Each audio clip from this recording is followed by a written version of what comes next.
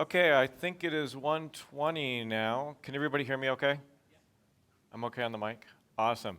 Uh, Housekeeping type stuff. Basically, this is the 2D platformer tutorial, so if you were looking for a different tutorial, now's a good time to go find that. The survey link for this tutorial is up there. I will try to also show it near the end if you're the type of person who likes to give your opinion after you actually watch the tutorial, or you can jot it down now. Most important, the snack break is from 3 to 3:20 by what I've got up here, and help us watch the clock because I'm told if we don't get out right at 3:20, all the good snacks are gone, and we don't want that to happen. Please do share outlets as well, as there are only some outlets here and not everybody's computer can run the 3 hours that we've got. In order to get started, a lot of this is online. In fact, there's some stuff that you hopefully will want to download for this. And if you go to that website, arcade.academy, there's a platformer tutorial link if you haven't already been there. And that has all the notes for the presentation that I'm giving today. So if you would please go there now, that would be great.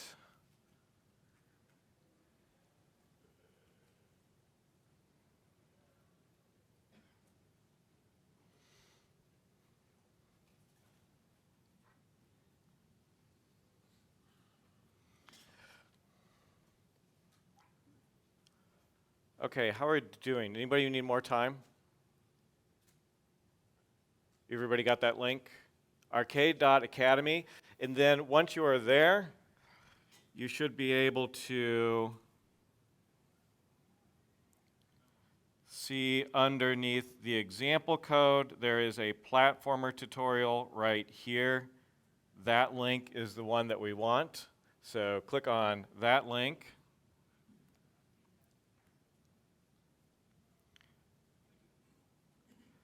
And then that should take you here.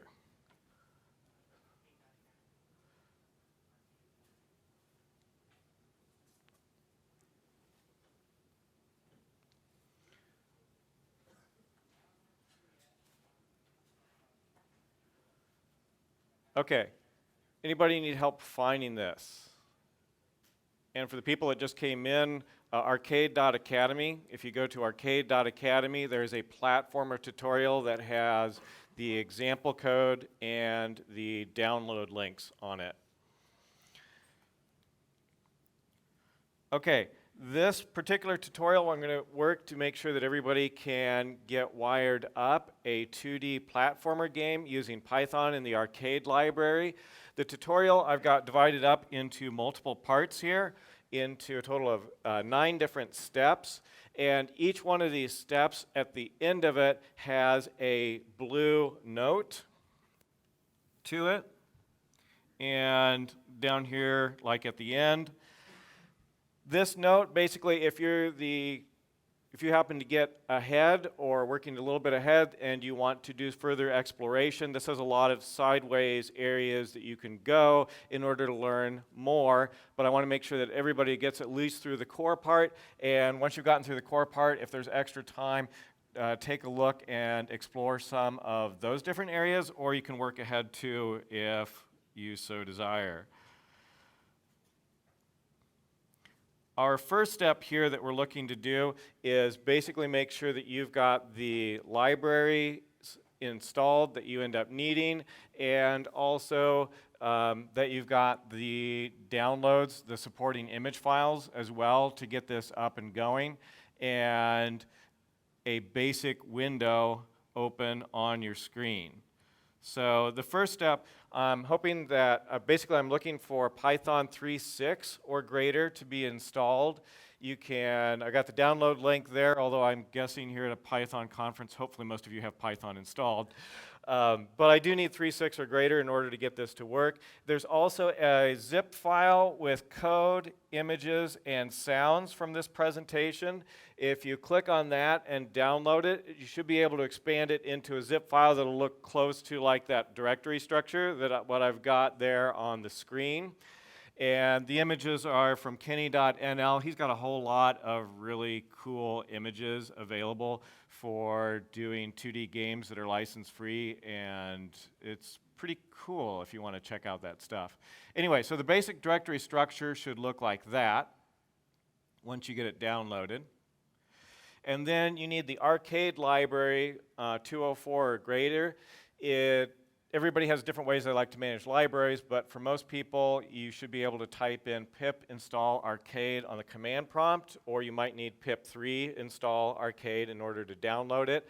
I've got longer instruction, official installation instructions there.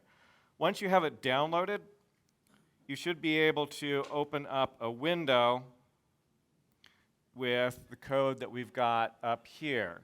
This particular code, the primary thing to note here is we are creating our own subclass of the arcade.window class, and we will basically override functions that are part of the window class in order to add additional functionality.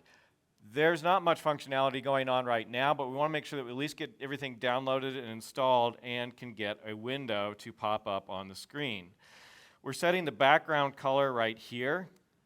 There are a lot of pre-programmed background colors, and you can take a look at the blue note at the end so you can actually click on the documentation for this and see what all the different colors are that are available. The CSS colors basically mirror the standard CSS colors you would get for cascading style sheet on the web, and then there's another package with a bit more color in it called the color package. And right, at this point basically then, if you have extra time, play around with changing the screen size, the title, and the background color. But I'd like to pause here and then try to make sure that we get everybody up and going to have the libraries installed and up and working. There are some scattered post-it notes around. If you would like additional help, if you want to put a little the red post-it note or something on your computer, or otherwise just raise your hand. But then I want to wander around and try to make sure everybody's up and going at this spot. Any general questions? All right, have at it, and we'll go from there.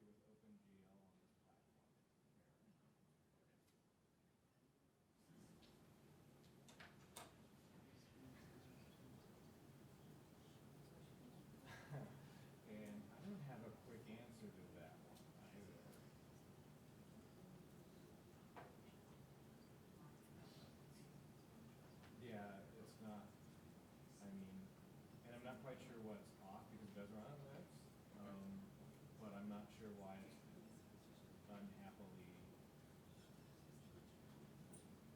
I don't know if it's a driver thing or.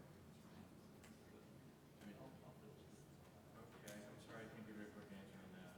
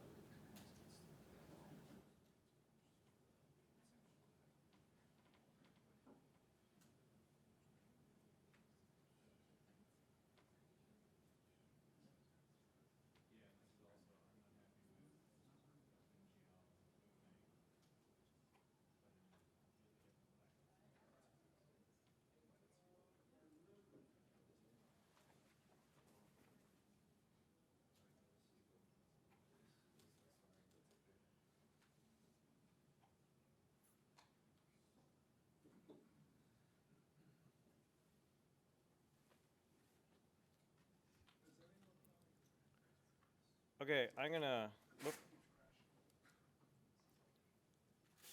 gonna go from here and hit towards the next step. The next goal is to, can you hear me okay? Okay. The next goal is to add in sprites, and a sprite is any sort of interactable object on the screen. The whole history behind that terminology is kind of cool, but anyway, that's time for like a totally different talk. So we want to get the graphics loaded and on the screen. We'll get the interaction going on later. The aspect of putting this on and getting the setup, normally it is a better practice to not actually create the sprites in your init method of your window class, but actually in a separate method. The reason being, if you want to restart your game, you can easily just recall the setup method to recreate all the sprites and set up your game. It also makes it easy if you want to add multiple levels, then basically you have a setup level 1, setup level 2, and so forth. Therefore, we're going to end up creating the variables basically in the init method and just set them to blank, 0, or none, and then actually initialize them and set them up in a setup function. The main way of creating a sprite for your game is up there on the screen right there where I've got the player sprite being created. We end up using the arcade sprite class, and the use of it is really straightforward. You just need a reference to the image that you end up wanting. In the case of the package that we've downloaded, everything is in the images folder. I like to keep things separated out. And there's a player 1 subfolder, and there's a player 1 standing. If you don't like this particular player, there's a few other images that you could quickly swap out in that folder as well. Character scaling is simply a constant number. It's optional. By default, the sprite, if it's 128 by 128, will appear as 128 by 128 on your screen. You can scale that up and down by giving it a number there in character scaling. So if the image is too large, you can simply do a 0.5, and that will take 128 by 128 and actually scale it down so that it's 64 by 64. The 0.5 is what percentage of the width and height, not total percentage area of the player sprite. Anyway, this creates a sprite. You won't see it yet because we'll have to draw it, but this will actually create the instance of the sprite. Next up, we have to position the sprite. Sprites have attributes for center X and center Y. These are the most common attributes to use to position it. You just set them equal to whatever you want. There are also attributes for top, left, bottom, and right if you want to control the sprite based on the top, bottom, left, or right edge instead, which can be rather handy at times. And you can set both X and Y using the position attribute if you want. So that right there will actually move a sprite to exactly 64 by 120, or 64 and 120 for an XY location. And once we've got the sprite created, we've got it positioned. The next thing we need to do is add it to a list. All sprites are managed by lists. This makes drawing them a lot easier. It makes also managing and updating them a lot easier. And to do that, I'll show you how to create a sprite list in a bit, but we simply append it to the sprite list that we've got. So the code, in order to actually do this, is right here. I've highlighted the important parts. I've created scaling factors. So in this case, my tiles that I've got are going to be scaled down by, well, 25% actually, but half the width and half the height of the original sprite. And the character will be its original height. If you do much scaling, it is advisable to make sure that everything is evenly divisible. So you don't want to scale a sprite that's 35 by 35 down by half, because then the pixels don't line up straight on pixel boundaries, and then you end up getting blurring. And it's a good idea to try to keep everything evenly divisible when you put this together. Next up in the init, I've got the lists themselves that I'm going to end up working with, and the player sprite that I have individually pulled out, because the player sprite needs to be, well, moved, so we're going to work with it individually. We're going to have a list for walls, basically anything that the player can't walk through. We're going to have a list that's going to have just the player in it. It's not much of a list. And we're going to have a coin list, basically anything you want the user to actually pick up along the way. We'll end up adding that in here in a bit. We're just going to initialize those to none, and then down in a setup function, we're actually going to create the entire level. So lines 39 through 43 create the sprite lists. It's pretty straightforward. All you need to do is a constructor on sprite list, and that'll set your sprite list up and get it ready so that you can add sprites to it. Then we're going to create the sprites. There are basically three main ways that you can easily create and position sprites. The first way I've got up there from lines 45 to 49. If you look from 45 to 49, I've got the standard 4 lines of code where the first line I create the sprite. Next 2 lines I position the sprite. Fourth line I end up appending it to the list. That's one way of creating a sprite that's pretty darn straightforward.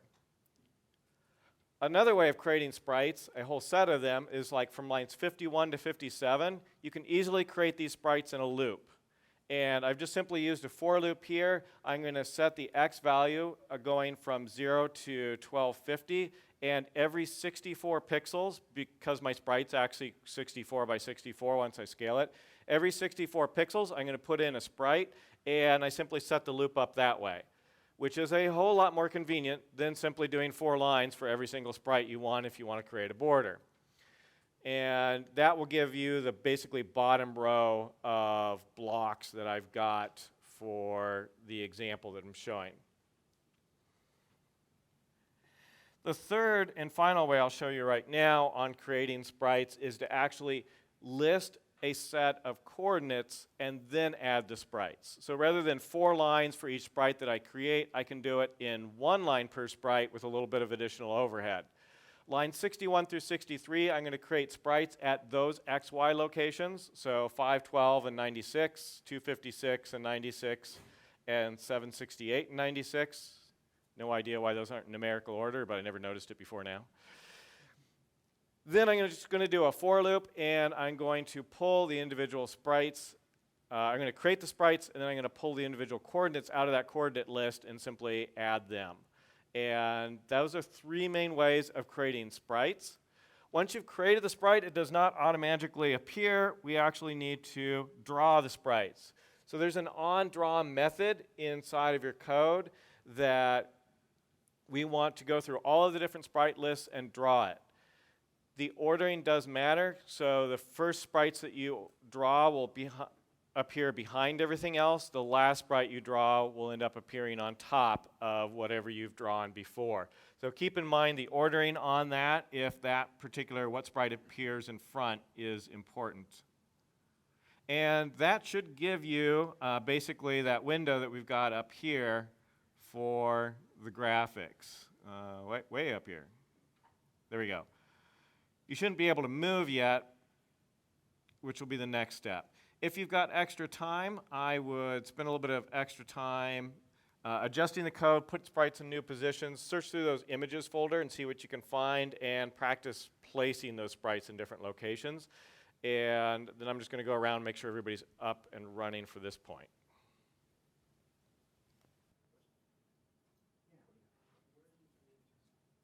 Oh, so the images, did you download that zip bundle? Okay, cool. So scroll down a smidge, right here. See there's this download that the bundle is code? Yeah, click on that, and then you should be able to open that up in whatever your favorite editor is, and go from there. Yeah, let me know if you have any more questions.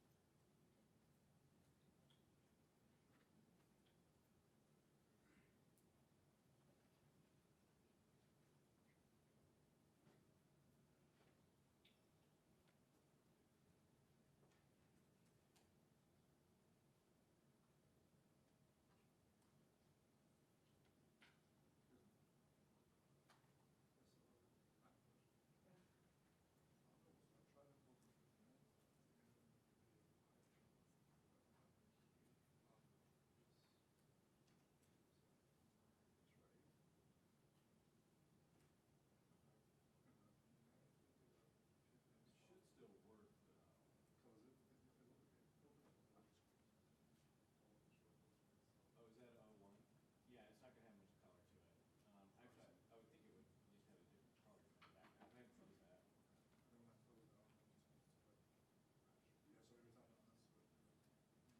Yeah, some of the other people are getting that too, which is odd. But their stuff came up. Yeah, it seemed to be a Mac thing.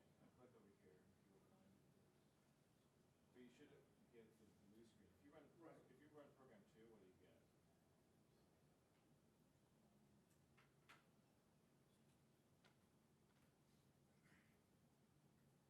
Oh, you're still in. Are you still in the 1 configuration?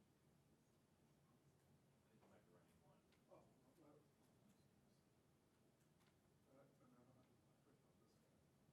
Yeah, just right click on the empty screen over here. Yeah, yeah, perfect.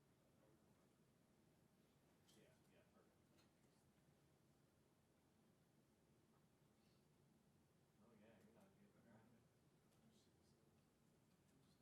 graphic. Yeah, that comes up no matter what. Okay. In the FFmpeg, that just controls sound. Okay. But why you're not getting graphics? So it's running on K2. You might try upgrading it. 208, but I don't think there's anything into it in those versions magically. So I recently did a tutorial on Python for a top and I ran into a problem with specific versions of macOS.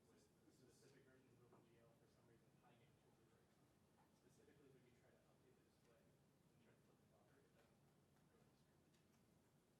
So yeah, which is frustrating because I mean I've got a Mac at home. It runs fine. Even on my laptop, it didn't run on the laptops that I provisioned. I've seen defects with the thing I support at work. This graphic switching problem is weird. Thing you could try it off. I would try that and I would try doing the upgrade. But I mean I don't really think the upgrade's going to fix it, but it's grasping at straws. Okay. I'll program it running in the terminal. Oh, him? He's not running from the terminal. Does that help? I'll try both the terminal and. Oh, you tried both? Yeah. Okay. I'll try them. Yeah, you might try that second program too.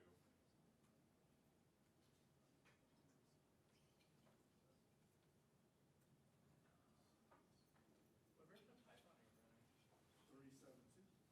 Can you try running it with like 3.6.5 or something like that? It seems like it might have been introduced in 3.7. Let me see what more. Because the graphics, it really shouldn't hit the graphic part. Some people are saying that going down to 3.6 is a workaround for them. I don't know if it's useful.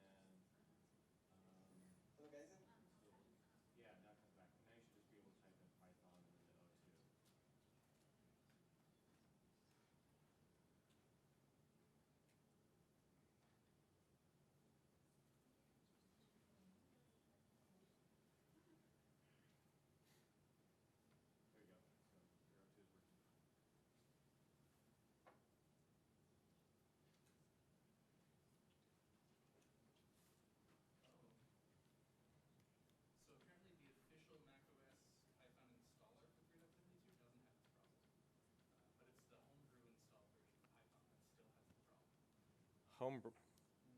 So if you install Homebrew with that's with Pygame. Yeah, because Brew's like Homebrew's like the default package manager for macOS. Uh-huh. For developers. Yeah, mine was with the downloaded version when I tested out, and that's supposed to work. Apparently that works. Apparently it's Is yours is yours installed Homebrew or is it? I'm pretty sure mine is Brew installed. yeah. So if you want, you can uninstall it via Brew and install it via the installer from python.org or wherever it is. That might take. Hmm. Or it might not. People say it works. I haven't tried it. What's working right on Python? Oh, what version? You have to have Mojave. I'm on 10.14. Yeah, 10.14.2 or something like that. It's a real specific. Actually, I'm on the base 10.14. I'm on 10.14.3 and it works for me. But I think it's 10.14.2 that's perfect for it. Okay, next up I'm going to talk about adding user control. And if we want to move a sprite around, we end up needing to progressively change its center X and center Y values. We can do this, but we need to not only keep track of where the sprite is, we need to keep track of a vector of where it's going. In addition to the center X, center Y, if we keep a change X and change Y, this is how many pixels are we going to move per frame for our particular character. If change X is 1, then 60 times per second, we should move 1 pixel over, and that will cause our character to move to the right. If change X is negative, it'll move to the left. With graphic systems, some graphic systems flip the Y value. Don't know if you've run into this before, but in this particular library, 0 is at the bottom for Y, and whatever your screen height is at the top. Pygame actually works opposite of that if you've used Pygame, but this is sort of more of a standard OpenGL and the graphics coordinate system that you actually learned in math class type of thing. So 0, 0 is in the lower left corner. A positive value for change Y will move you up rather than down. There's an update function, and you can call that on a sprite list, which will actually move the sprites according to their change X and change Y. And eventually we will factor in a extremely simple physics engine class, which will just keep you from moving through walls. And the additional code that we need for that, I've got a constant here that I've declared on line 17 for the player movement speed. So if you want your sprite to move faster, just make that a larger number. If you want it to move slower, just make that a smaller number.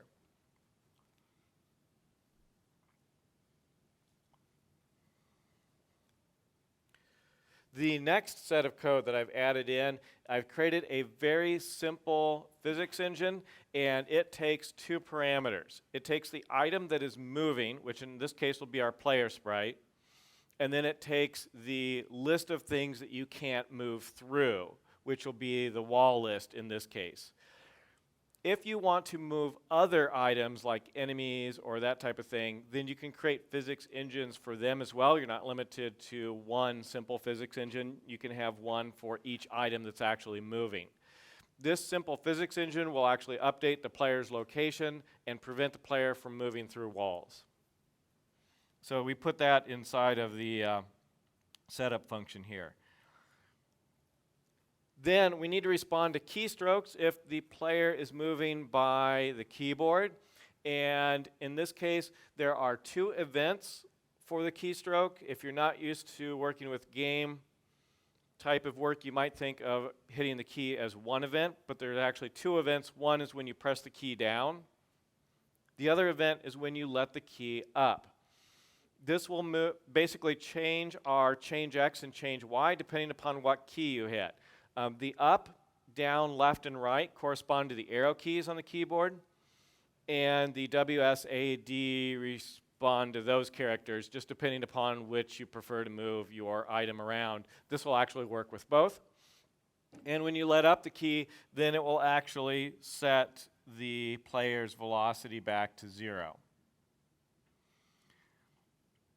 Then we've got an update method. This will be called about 60 times per second, and it will then update via the physics engine, which will cause our player to actually move around.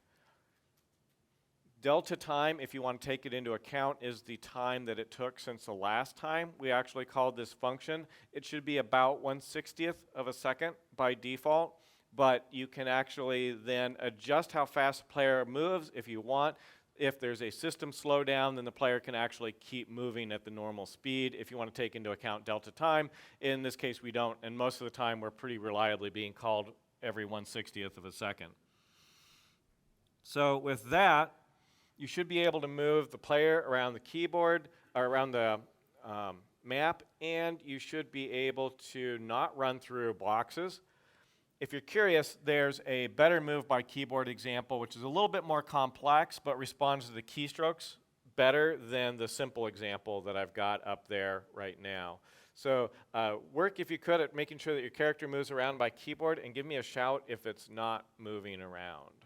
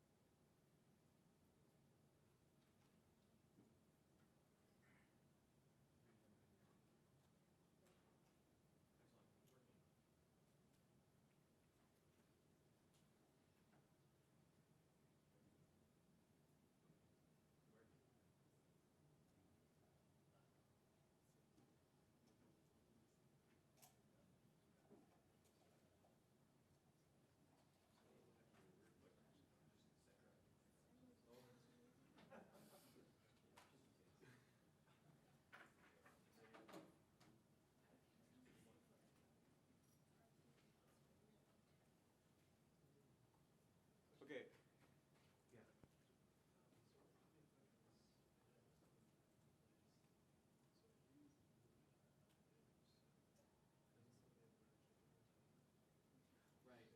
Right. The move better by keyboard will do that correctly if you want to adapt that code. That's exactly what that code gets around. But it's a bit more complex. Okay. Next up is a really fairly simple addition. Adding in gravity. If you are working with a top-down map where the player can basically scroll all around, then you don't want to add in gravity. But if you're working with a side view scroller, then adding in gravity is basically the next step for that. And I've added two more constants on this. I've added the gravity constant, which is how fast your character is going to accelerate down, and a jump speed, which is whenever you jump, how fast is it going to move up. You can play around with these. If you've got low numbers, your character will be very floaty. If you've got fast character, or if you've got pretty high values, then your character will jump up and down really pretty quick. It's a nice one to explore around with to see if you get the mechanics that you end up liking. Once you've got that, then instead of the simple physics engine, we're going to end up using the physics engine platformer, which will allow you to add in the gravity constant. And there on line 82, I've added gravity, and on line 80, I've actually switched from simple physics engine to the physics engine platformer. And you can also create multiple ones of these if you've got enemies in your platformer game that you want to move around. Next up, taking a look at the on key press. The important part here in particular is on line 99. Line 99, there's a check in the physics engine to see if there's actually ground underneath the player. If there's not ground underneath the player, we don't allow the player to jump. You can modify this and work with it a little bit to allow double jumps if you wanted, but this particular update is necessary, otherwise then you've got more of a Flappy Bird game where you can just keep hitting the button and float around. And then on key release, we do not set the player's Y speed to 0 when they let up off of the jump, because then that just won't work at all. We actually end up taking that out. And that is basically all that's involved in putting in gravity. And if you play around with the numbers on that, then you can get it to be floaty or not floaty. So work a little bit with the gravity, play around with the numbers, and let me know if you got questions.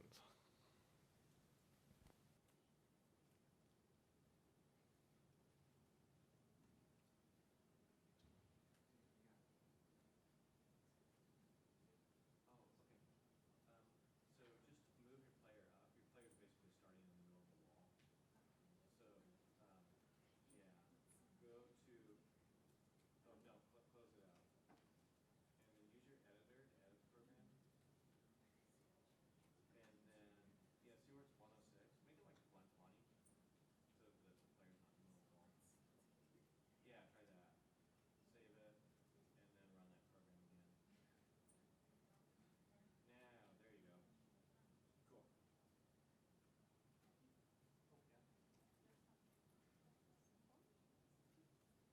Oh, yeah. Oh, the player was in the middle of the wall, so then it couldn't move very well. So it was too far down. That's a very tall jump.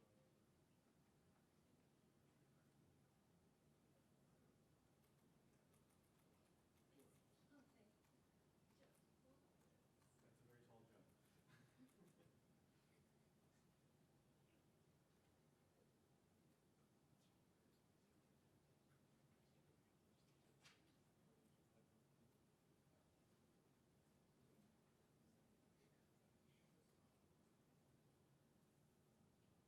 That right there determines if you can jump like 106, I think. So if you want to put a different logic there, then you can modify that. But that's the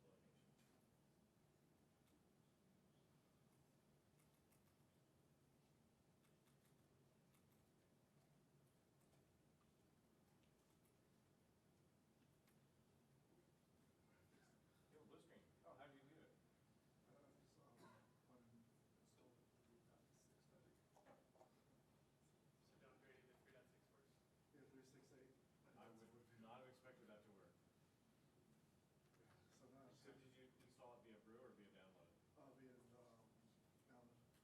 So you, And okay. then I have to do which version. So, let me switch to save. Oh. Yeah, so let's see if I can get this guy to use that interpreter ID. Okay, so I'm good. I opened a GitHub issue anyway for you, but Please. this might just be a whole fix. Is there a way to do the double jump? I think it's like roughly line 106. There's that if can jump thing.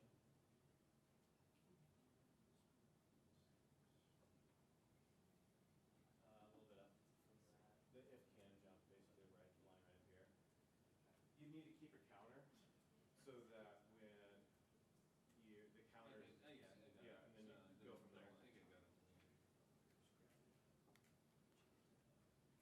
Would you consider a pull request that adds a parameter can jump for like number of jumps that you can have? And then it just figures that out for you. A pull request figuring out the problem with that though is that you've got to be able to, you could reset your double jump. You have to make sure you have some mechanism that when you touch ground again, you reset the double jump counter. Right. So you have to keep some stays doing that. You'd have, anyway, it'd be totally doable, but you'd have to think about it a little bit. Okay, anybody need some extra help for step 4 before we go on to step 5? Okay, Step 5 is to add the ability to scroll. With step 4, if you went off screen, you just plain went off screen, you couldn't see what was going on. If you want a larger map, if you want the thing to be able to scroll from side to side or up and down if you've got a large 2D map, then the ability to add scrolling is rather important. The new parts with adding scrolling. First off, we're going to set up margins so that if the user gets close to the edge, the camera will scroll. This particular case, if the user gets within 150 pixels of either the left or right edge, it will start scrolling.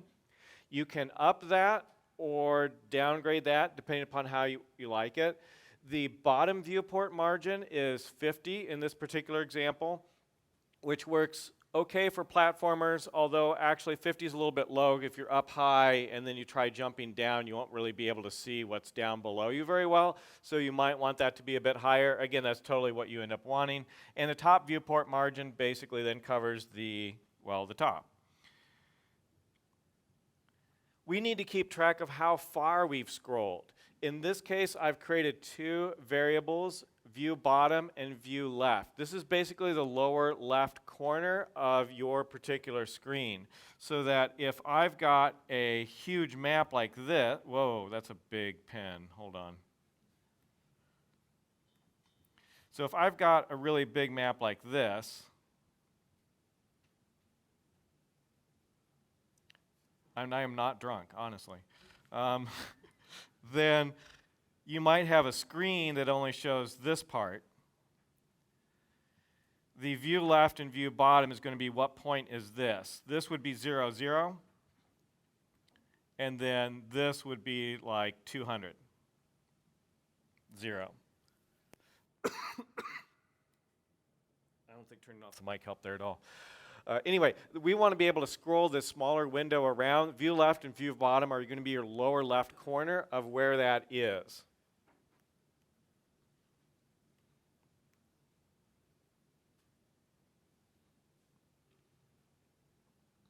The next thing that we add in is this part, which is inside of the update method, and this will actually manage our scrolling. First off, I create a Boolean variable. I don't want to scroll if I don't need to scroll, so I just set it to false. And if anything that I encounter here it leads me to need to scroll, then I'll go ahead and do the scrolling. But I just check the left boundary, the right boundary, the top and bottom boundary. I take a look at where the player is. I see if they are within whatever the boundary number is, like 150 pixels. If they are, then I need to figure out how far do I need the player to move, which in this case would be like line 146. It basically figures out if you're at 140 pixels and the boundary is 150, it's going to figure out that you need to move 10 pixels over to the left. And that will basically trigger the actual scrolling, and then I'll set the changed value to true.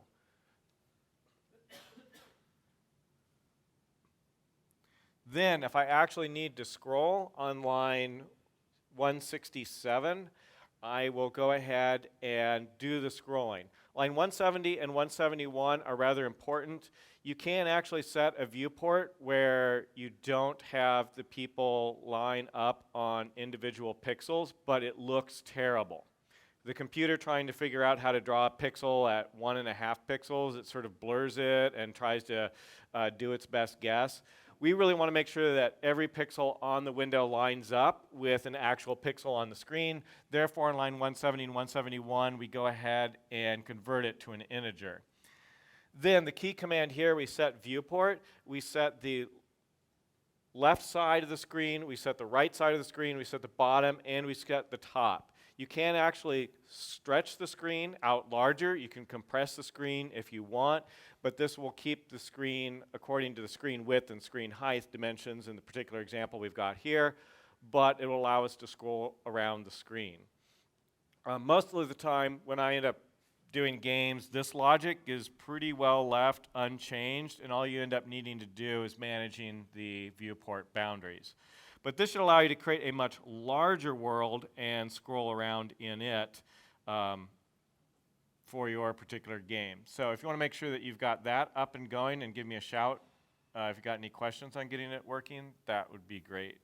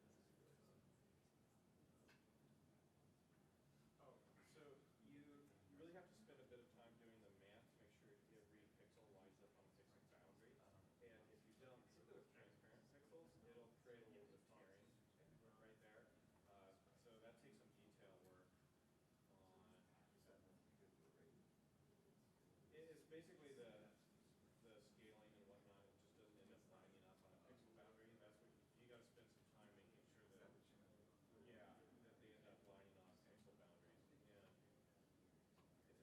And it's annoying. It takes a bit of time.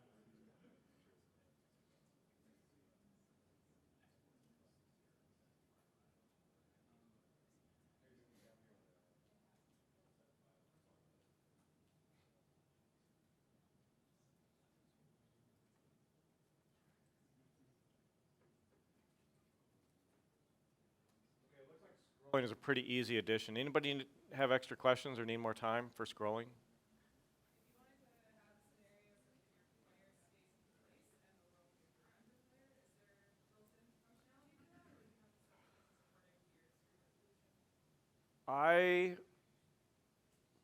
You could still use it with basically viewport, like your just margins. Your viewport margins would be basically I mean, they would be huge. I'd have to think about how you could quickly do that. But yeah, you would just keep the character and then you would at that single spot, and then you'd need to just keep continually adjusting the viewport.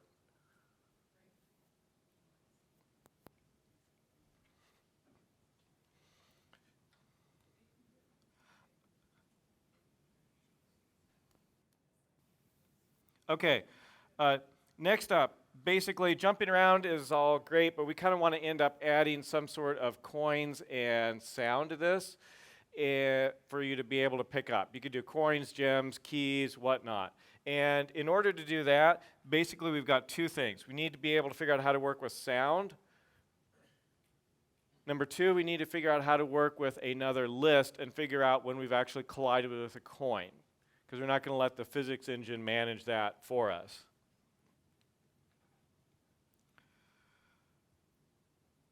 So the new parts, lines 55 through 57 load in a sound. And cross-platform sound is like really hard in Python. It's one of those things that I wish there was some magical solution for. The easiest way of getting this working is with the WAV sounds, and then you don't have to worry about decoding OGG or MP3 type of items. For many platforms, particularly Windows, and you can get it to work on the Mac, although it's a little bit more difficult. The FFmpeg library will allow you to decode OGG and MP3 sound formats as well. But for the sake of trying to make sure that this works, we're going to just stick with WAV files. You need to load it here, and then once you've loaded it, you can actually play it later on, which we'll hit here in a bit. Next up, I've got another list. In this case, I'm going to create a coin list. All the coins are going to go into the coin list. That allows me to keep them separate from the walls. Then I need to place the coins. So what I've got here on lines 99 through 104 is my coin placement. You could adjust this, place the coins wherever you want, and that will get you up and working with your particular coin placement. You could also end up subclassing. You could create your own coin class and subclass the sprite class, and then easily add in another parameter. So you could have some coins that are worth 1 point, 5 points, 10 points, that type of thing, to create some items that are more valuable than other items. Then as far as the sound goes, I've added a play sound on line 128. Every time the player jumps, I already have the trigger for that. Therefore, I can fairly easily add to that trigger the ability to play the sound. I just use that same sound that I created up above, and then the other one I end up working with is down here.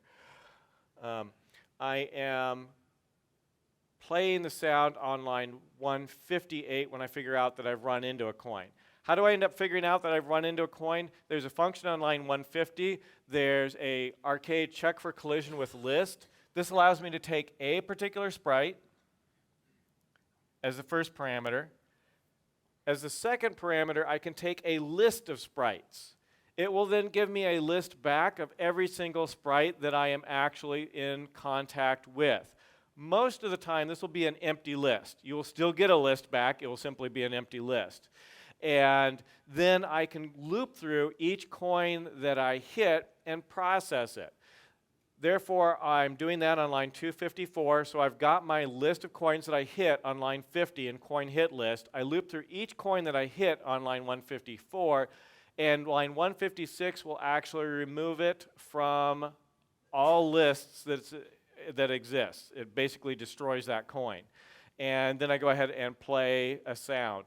Later on, I've got the comment in there, but later on I will go ahead and add one to the score at this point when I start tracking the score. So once you've done that, then you should have a game where your player will actually, this should be coins and sound. So I should be able to right click and run this any day now. Wake up.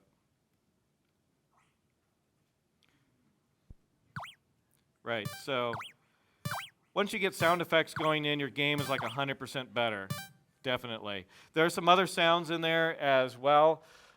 When I teach college class, and the day I introduce sound is like one of my favorite days when I do that. Anyway, go ahead and play with some of the other sounds. Play with the coin placement, the coin pickup. There are other things in there. If you don't like picking up coins, you'd rather pick up gems or keys or whatnot, you can play around with that and sort of get your game put together kind of the way you want it. And then the next step we'll talk about is being able to display the score.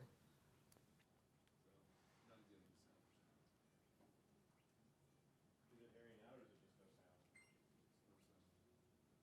I am getting this one too. Yeah, that means you won't be able to play MP3s or OTGs, but we're not.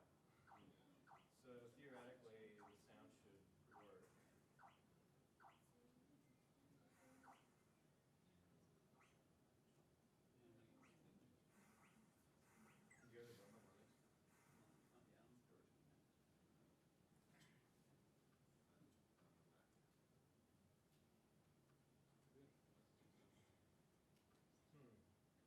I would expect you to at least have gotten an error. You don't get an error either with that?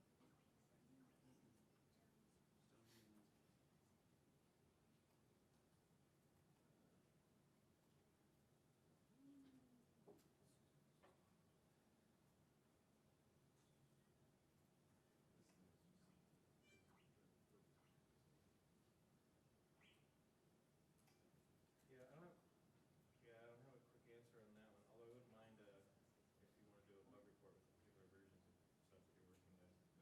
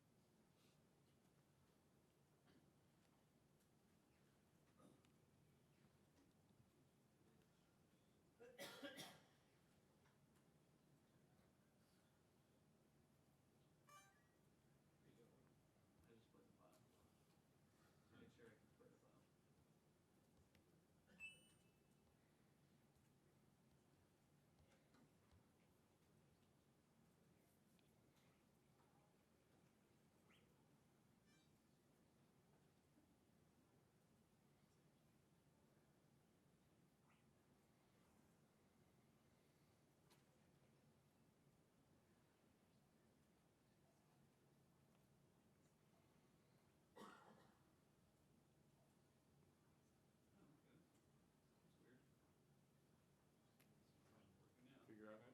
What, just magically started working? I played the file just by itself in like a media player, and now it plays in the game too. I can't explain that. Yeah, that doesn't make any sense whatsoever. Yeah. Yeah, it didn't put me in install anything either. Strange.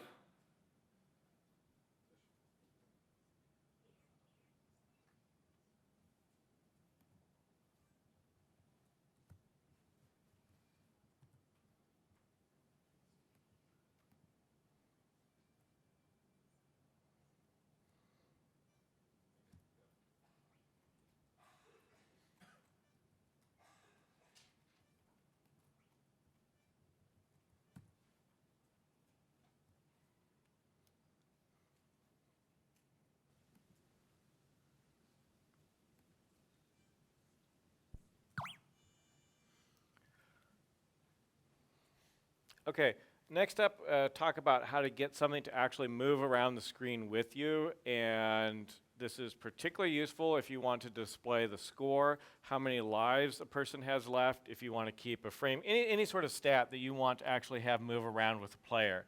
Now, there are functions, which I've got over here, that basically, well, now I can't get to it. There's a draw text function, which will draw text on the screen. And it's these two lines that I have here. And this particular, it's a little hard to see without me getting it bigger, but this particular line says arcade draw text. Whatever text I want to display tells me to draw it at location 1010 on the screen in a white color with an 18-point font.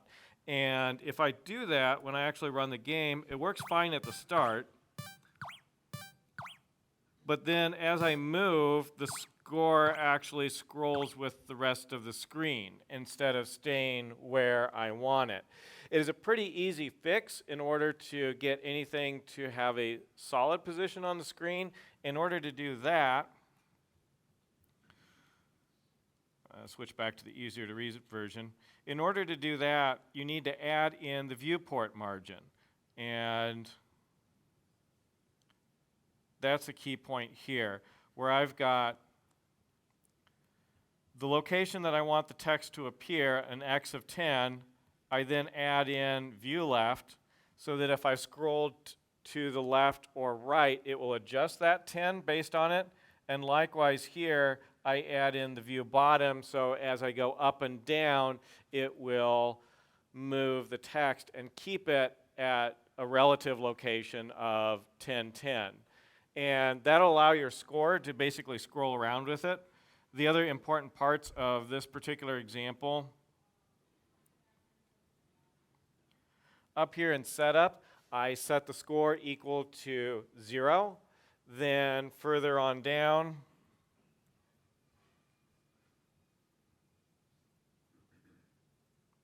I display the score, and finally here, every time I encounter a coin, I go ahead and add 1 to the score. And that allows me to do the score tracking. There's a lot of other stuff that you can add for stats. You could use the length of your coin list and display basically how many coins you have left to pick up in a rather easy fashion. There's the ability to keep an on-screen timer, which is a fairly popular thing that people end up wanting to have. You can also keep a frame per second counter if you want to keep track of how fast the game is running. Anyway, there's just a fairly large host of different things that you can do with that particular case. And really at this point, I'm kind of hoping to give you a bit of a more extended break and talk about some of the other things that you could end up doing and playing around with. If you want to add a background image to your screen rather than having a solid color, I've got an example that shows you how to do that. If you'd like to have a platform that actually moves around from frame to frame, so a platform that you can jump on, ride it up, ride it down, or across, then you can take a look at the moving platform example. If you'd like ramps, I've got another ramp example here. By default, the collision box for any particular sprite is the entire rectangle that the image takes up, which can be problematic in several cases in that if you have something that's not a rectangle, if you've got a sprite that has a lot of white space around it, you could trim the sprite or you could set up a hitbox that way. The ramps example shows you how to do that. This is, though, a lot easier if you use the tiled map editor, which will show here eventually. I'm kind of thinking maybe that'll be the after break one. At any rate, the ramp, you can graphically then set up your hitbox using the tiled map editor. If you would like to have your character face left or right, depending upon what direction that they end up moving, that's a fairly easy add-on. There's an example that shows you how to do that. And adding in instruction and game over screens is a little bit more complex, but that enters into a sort of state mechanic for your game so that your game is either showing an instruction page, the game is over, or your game is actually running. Anyway, you can rotate your game through multiple states that way. So my suggestion here is to get the text up and working and then take a look at some of the different examples that are there. You might also want to take a look at, if you actually go to Arcade Academy example code, there's about 95 different code samples total, but the ones that are most interesting would be the sprite area. It shows you how to actually move the sprites, so if you want the coins just not sitting there for you, but you want them to move around, if you want the coins to bounce around, follow the player, that type of thing, then that shows you how to do it, how to do levels, how to shoot things. Anyway, there's quite a few different examples there that you can also take a look at and ask questions about, and I would be more than happy to discuss with you on that. So that's what's up next, all right? Yeah,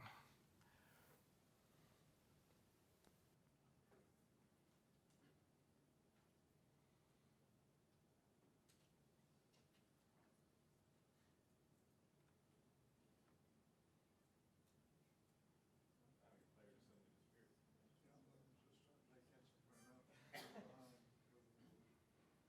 Oh, I think on that one, if you go to where the player's created, I think you're playing just fine in the middle of the wall.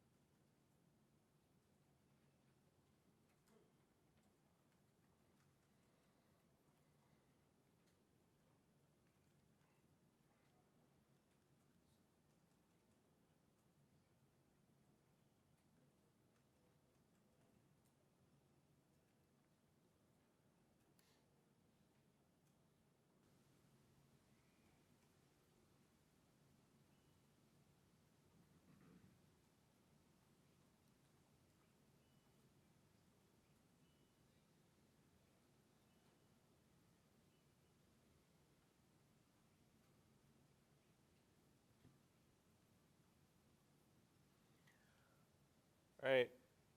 As we get closer towards break time, basically after break time, I would like to work with the tiled map editor, which allows you to basically then paint your level. And in order to do that, basically we need to have downloaded the tiled map editor.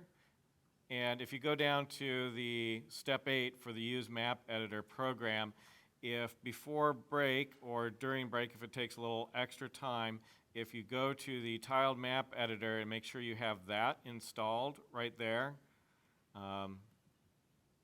should end up with a program that basically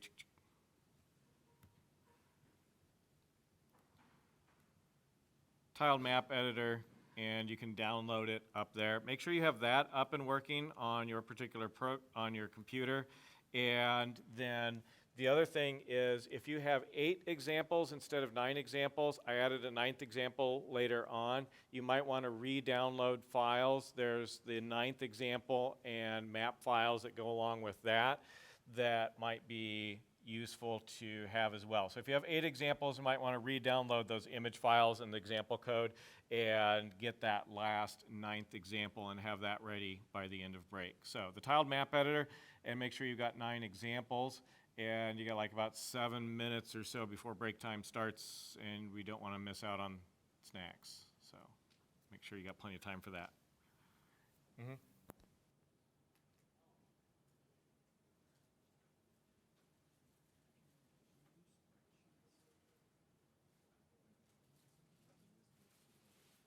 Yeah, that is not supported yet, but hopefully will be soon. The thing is, it actually creates its own sprite sheet behind the scenes, and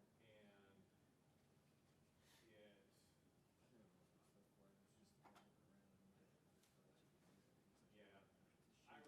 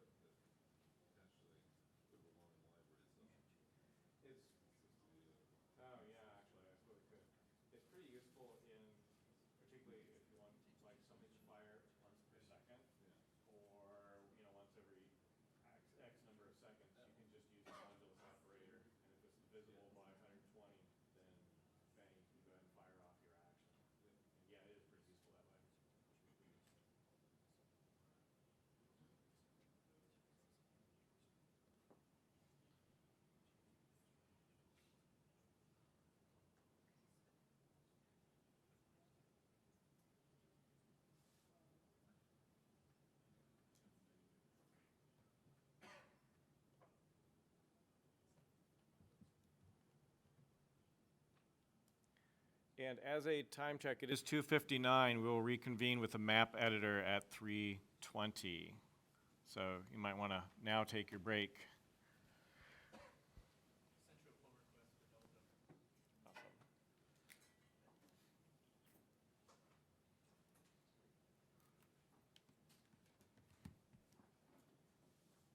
Did you add it to the core? I added it to the physical, the platform. Oh, the physical.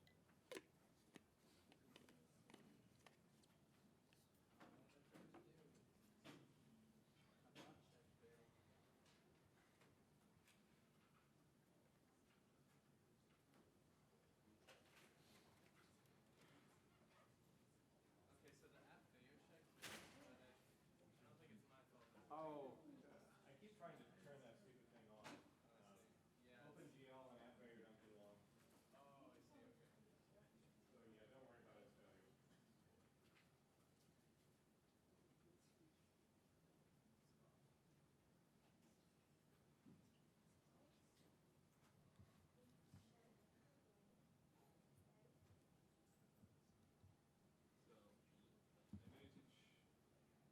going to teach at university programming Python for students, for games.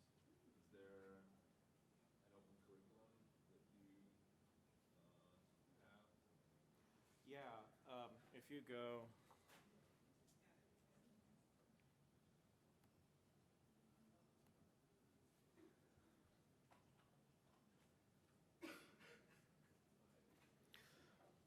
It doesn't really fit with the other part, but if you go to Learn to Program with Arcade, right there, that link, then this is the curriculum that I use when I go through it in the labs.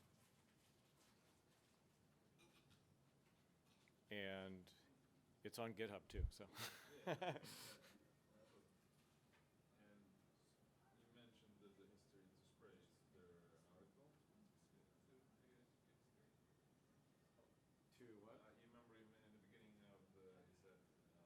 Oh, the term Sprite. I think even just Wikipedia has a fair bit of info on that background.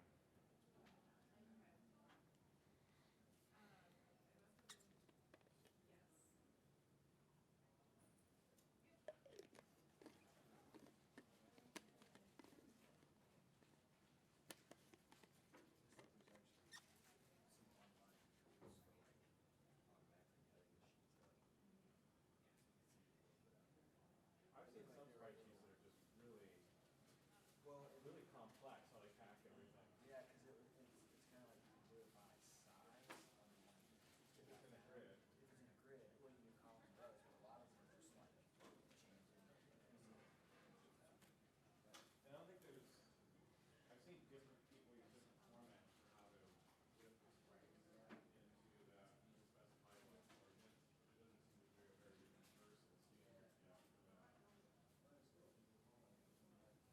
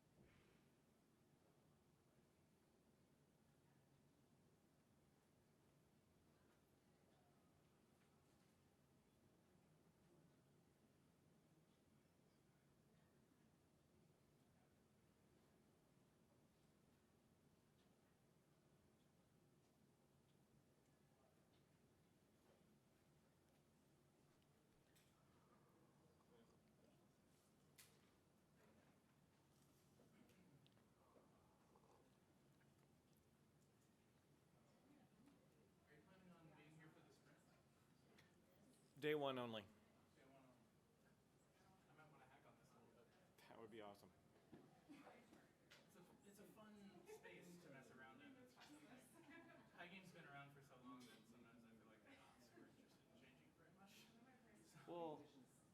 for me, it was kind of disappointing in that I did some pull requests and stuff, but nothing was happening with Pygame.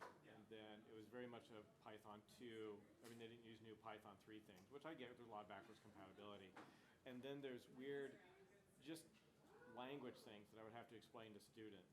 You know, okay, here normally with list, you use a pen, but with Pygame, you want to add it to the Pygame list, it's add. And then, the students would like it the image scaled down. There's no easy way to scale down the image there. And it just, the list went on, and finally I was like, I just start with something. Just make my own thing. Yeah, and then I tried playing around, because Pygame's backed by SDL1 library, and there's now a 2, but even the 2 wasn't that great, and I couldn't do basic drawing commands like draw a line with a width of greater than 1, so that took some, and then basically I just was like, oh, why not just use OpenGL? I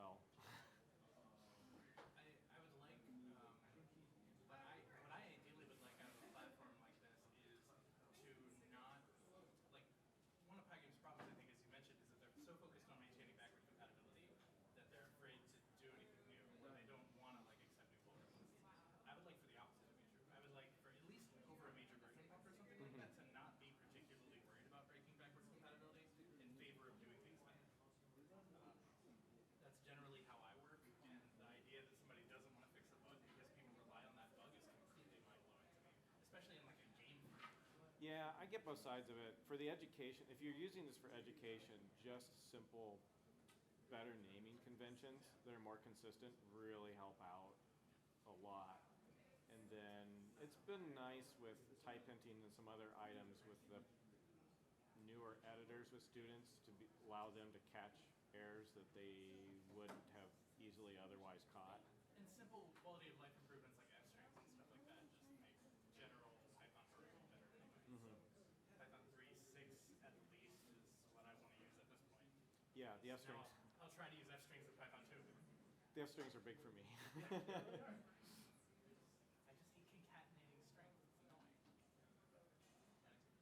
It's annoying. Cool. I will try to catch up with you on the first day of sprints. Yeah, that would be great.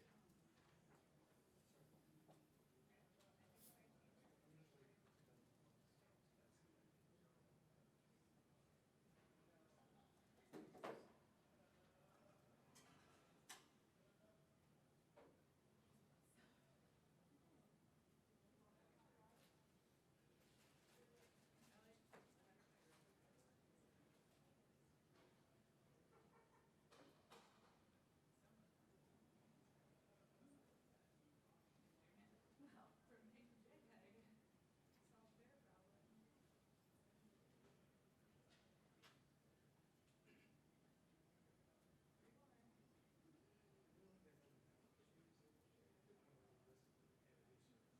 Yeah, but it might be interesting as well to potentially add the frame idea to pass that into the function.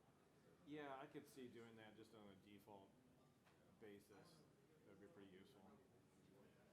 Interesting to see how we would think about it, because at some point when somebody plays a game for a long time, it's kind of don't want to run away.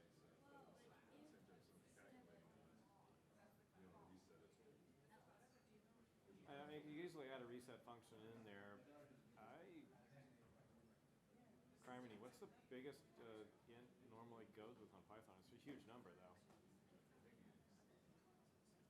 It doesn't end because it doesn't use it like that. Yeah. So you're not gonna overflow anytime soon. I think it's impossible to overflow. Yeah, is it just held by a decimal class of some sort? I think it expands it and adds another It's needed. instruction. But it'd be interesting because they didn't have the same set of patterns in terms of like the game. That's probably copy and paste some of that code. The biggest one that I haven't really found an easy way that's a very common pattern is the scrolling. That's what we're referring to the scoring. but it would be, you still want to be able to control the camera somehow. So, yeah, that one I think is the chunk of the most repeated code. Yeah, but we kind of want to tie it to a particular character. So even if it's moved, not necessarily side to side, but even in 3D space, you still want to kind of have some sort of a border as soon as you approach it, it starts shifting. Yeah.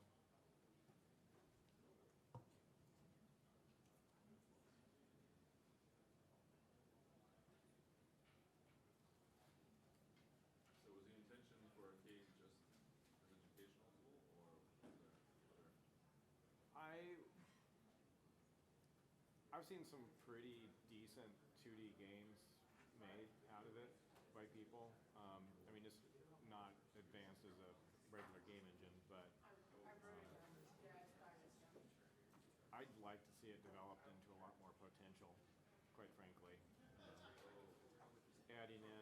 Adding in the ability to do lights and a bit more on the whole shader aspect of things would be nice. It's pretty quick, but it runs into problems in conversion between Python's floats and native floats, that whole mapping, and then you take it over to the graphics card.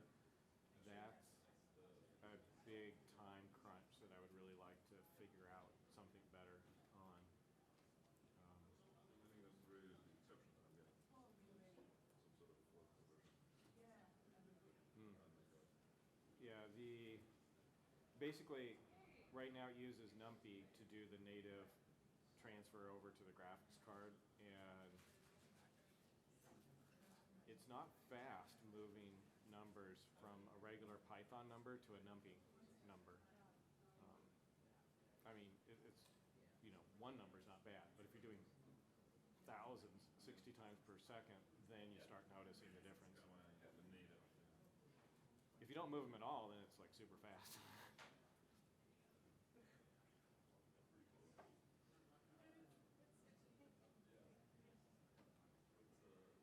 And do you have, oh, I can look it up in GitHub. Committers besides yourself? You can take a look at the history on it. That's what we're gonna look at. It's picked up on a number of people doing bugs and pull requests.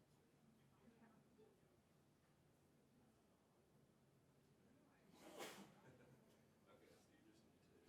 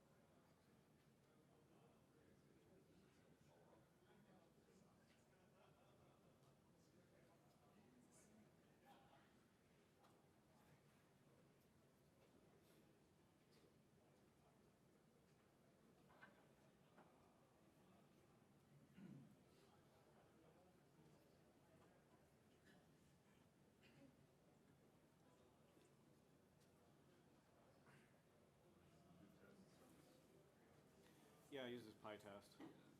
There's two folders of testing. One's more mocked out. The other one is a little bit more complete and actually using the OpenGL. And then there's another one that's not actually a PyTest, but it just runs every bit of example code to make sure that the examples all work.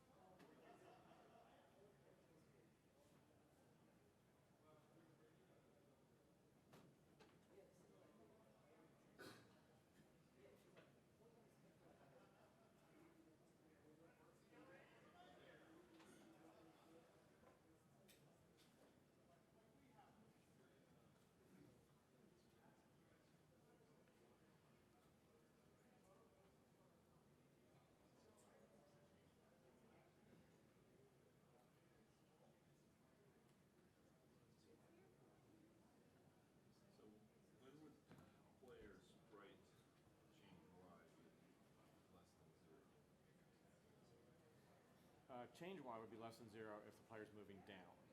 If the player's moving up, it would be a positive value.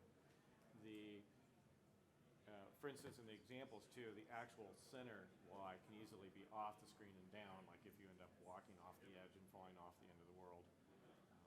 So it's relative to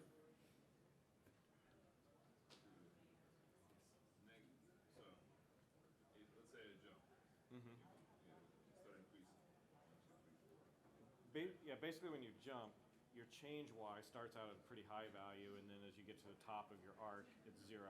And then when you start going down, change y will end up being negative. So I'm approaching 1 when I top of my jump. Approaching 0 at the top of your jump. Approaching 0 Yeah. at the top of my jump. Right. And then once I start going down, so you kind of preset that in terms of how based on gravity. Right. So if you have a jump speed of 15 and your gravity is 1, it'll take 15 frames then to get to the top of the jump. And then you can end up calculating how many pixels that would be. I couldn't do that in my head offhand. Actually, that wouldn't be too hard, because then you just have to do, if it takes 15 frames and you're traveling at 15 per second, you just do 15 divided by 2. No, I'd have to switch into a better thinking mode. But anyway, yeah, then you could calculate that for the top of your jump. And if you hit something while you're jumping, something is above you. Yeah, then your speed goes to 0 immediately. Immediately, 0, as soon as you hit. Mm-hmm. Yeah, and it'll actually set that for you when you hit the top, because otherwise it just looks wrong because you stick there. Yeah.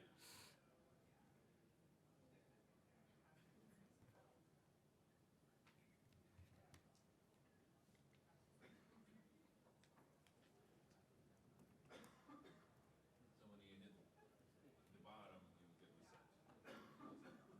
Yes, then it also gets reset.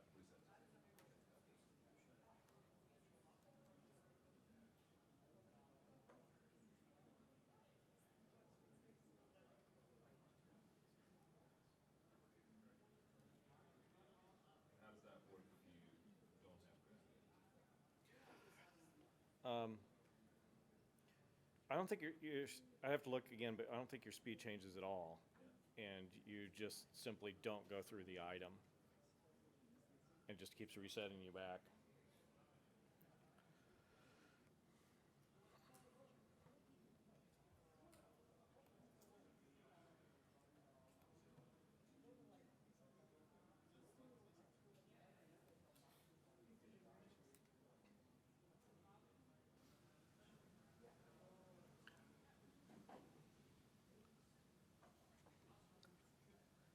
Okay, so, keeping the time here. Mic's working, right? All right. Mic is sliding off my, hold on. Okay, please make sure you've got the tiled editor down and working. And while we're just double checking, make sure that people have got that done and had enough time to make sure that's working. Just as a bit of history, there are, as you may or may not know, several graphics libraries out there for use with Python. The arcade library was actually sort of born out of, I taught using Pygame for quite a few years, and eventually Pygame got to the point where it wasn't being updated. Thankfully, that's not the case anymore. It is being updated now on a more frequent basis, but it was still very much a Python 2, didn't take advantage of the Python 3 items, used an old SDL library for the back end, and this basically, after I taught with this and then spent so much of the class working at trying to teach people the oddities of the Pygame library instead of programming, I wanted a library where I didn't have to do that, and it used the new type hinting features and allowed OpenGL use for some faster graphics and eventually some more advanced support. So that's kind of where the arcade library ended up coming from. So did Anybody have issues getting tiled, the program to work? Everybody got that set up? Okay. Tiled itself is not the most intuitive to get started, but once you're started, it isn't too bad. So to begin with, you'll probably need to create a new file. I'll go ahead and close this one. And you can either open a file that's already there, or you can create a new file. I'm going to create a new map here, and then to actually expand that out and make it easier to read, I'll bring up the website. And you need these particular settings in order for the map file to work. There are some other settings that work, but these are basically optimal settings. The map file itself is just stored as an XML file. You can actually open it up in XML and see it. This says how large the tiles are. That's really probably the most important part. All the example tiles are 128 by 128 pixels. And then this also sets how large you want your map. So in this case, for this example, I've got a height of 20 tiles, which is actually kind of tall, and a width of 25. If you've got more of a flat top-down map, you want it a bit more square, but if you're doing a side scrap platform scroller, then you probably want it a lot wider. And you can change this rather easily underneath the map settings once you create it, so you're not really committing to too much there. But the tile size you want to end up making sure that you've got right, and you want to make sure that your graphics really are pretty much all the same size, or else a tile-based layout just does not work particularly well. Then once you've got that done, so I'm going to go ahead and create this. So I got 128 by 128, and I'll just take the default. Hit Save As, and then wherever you end up saving this, you want to try to make sure that you save it in the same directory as your Python file. If it's in a different directory, it's going to have a really hard time finding it. Therefore, I want to make sure that it's in the right same folder. In this case, I'm already there, but make sure you select that same folder. I'm just going to call mine map2, and the extension on these files is TMX. At which point you end up with a screen that looks similar to this. You can use the control wheel. You can zoom in and out. If you're using on a laptop, you can probably just use 2 fingers. And to see how much of the map you actually end up wanting to look at a single time. The map by itself doesn't do a whole lot of good without something to add to the map. So if we want something to add to the map, we need to create a tile set for us to actually then paint onto the map. And in the lower right corner, there should be a button that says New Tile Set. So if you find that particular button, we can end up creating a new tile set. I'm going to flip over here where I can zoom in on it. Oh, and I suppose I should make sure I follow my same bit here. Maps are usually generated into layers. If you double-click on the layers, you can rename a layer. And I usually use platforms as a layer that's anything I can't move through, so any type of wall. You can call it whatever you want, but the example code that I've got assumes that you are using platforms as the layer. So double-click on that, rename it platforms, then click on this new tile set button, and you should get a screen that looks something like this. Anybody have trouble getting to this spot, or we need to double check? All right, we're good? Okay, the new tile set, you can actually call this just about anything. We're not really going to end up using this name anywhere. So just type something in there, and then there are different types of tile sets that you can have. In our particular case, we want a collection of images. Using a sprite sheet is not supported right now in the arcade, so we definitely want a collection of images. And then it's a lot more convenient if we just embed the tile set in the same map that we've got. So set your new tile set up box like that. And then you'll get the option basically to work with the tile set. So I'm going to go ahead and do that in my program. New tile set, my tiles. Great, click OK. And then it seems like pretty much nothing changes. What I've got in the lower right corner are all the tiles that I can use to paint my screen with, except I have no tiles. And in order to get those tiles, I need to click on the right icon, which actually looks like it's grayed out. This takes a lot, this took actually me quite a bit of time to figure out. But if you click on that little wrench icon, you'll actually get taken to a screen that'll allow you to specify your tiles. So find that wrench icon, which should be in the lower right corner of your screen. Click on it, and then you should get a new screen to pop up that'll allow you to add in your tiles.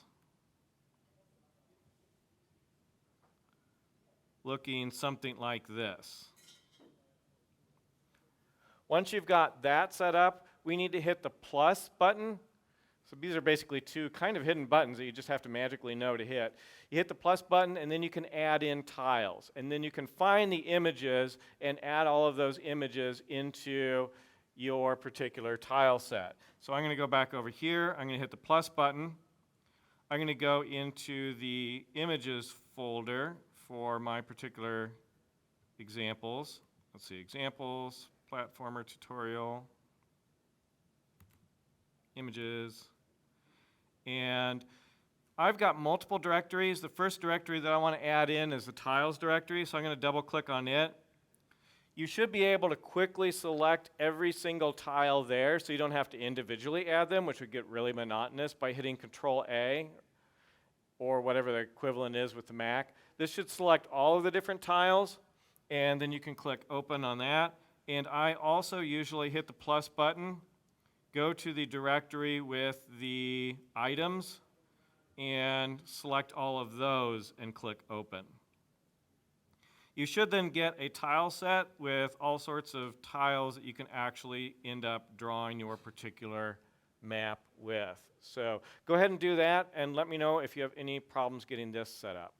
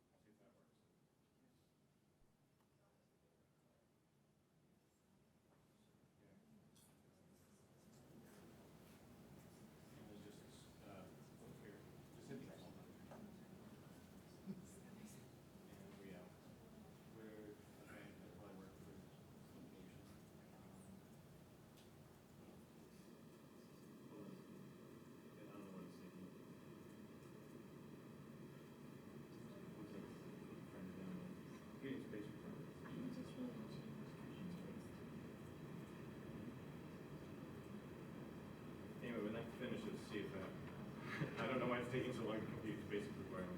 Oh, there you go, and that's working, so. Oh, just take your guess. You don't have to, yeah, there you go. Yeah, we're, okay, so.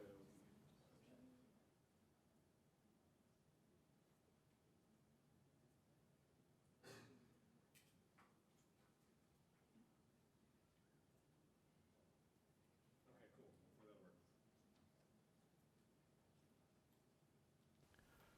All right, once you've got these different tiles set up, you can flip back to your map editor, and the tiles are in the lower right corner, and you can paint out what you want for world. To begin with, I'm just going to throw something down there at the bottom to make sure that I can actually end up loading it, and it's not a bad idea to make sure it works before you spend a ton of time putting together your particular world. Then don't forget to save it with a Control S. By default, it doesn't automatically save behind the scenes. Then once you've saved the game, you should be able to use the sample code in number 8. And I'm going to flip back over here to the web where it's a little bit easier to see. This code should be able to load up a map, and the map, there we go. On line 90 that I've got up here, the map name is here. So if you save your particular map with a different name, you can change the map name to whatever your file name is. And then I actually go through and have 2 layers that it's expecting. A platforms layer, which is the first one that I would try. You don't have to have a coins layer yet, just to make sure that it's working. And then at this point, it should be able to load just about any map for you. So if I run, let's see, I'm going to go ahead and switch this to map 2.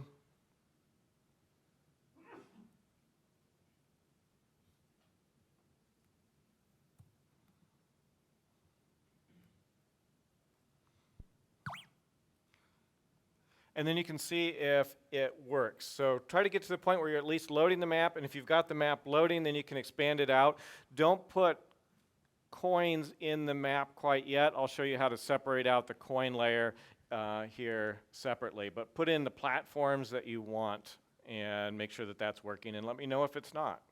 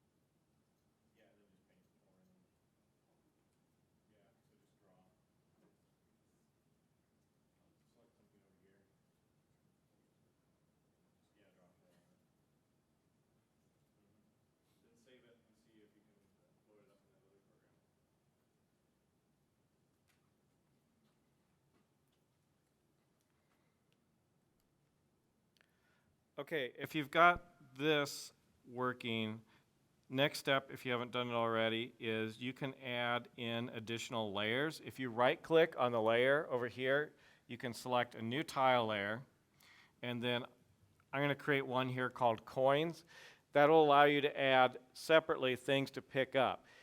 It is extremely easy to select the wrong layer and then have your coins act as blocks that you stand on top of, or have your blocks act as coins that you accidentally end up picking up. So make sure that you select the right one here. So I've got platforms, I've got coins. If you want to put down coins, then select coins. Find whatever you want to have picked up, and then you can toss it into your particular game rather easily. Then just simply flip back to platforms. There's also a little eyeball thing here on the side, so if you want to make sure you know what's in what layer, you can select those two. And then once you've done that, you should be able to save it and then rerun this particular program, see the new items, and pick up the coins. So that's this next step, add in those different layers that you've got.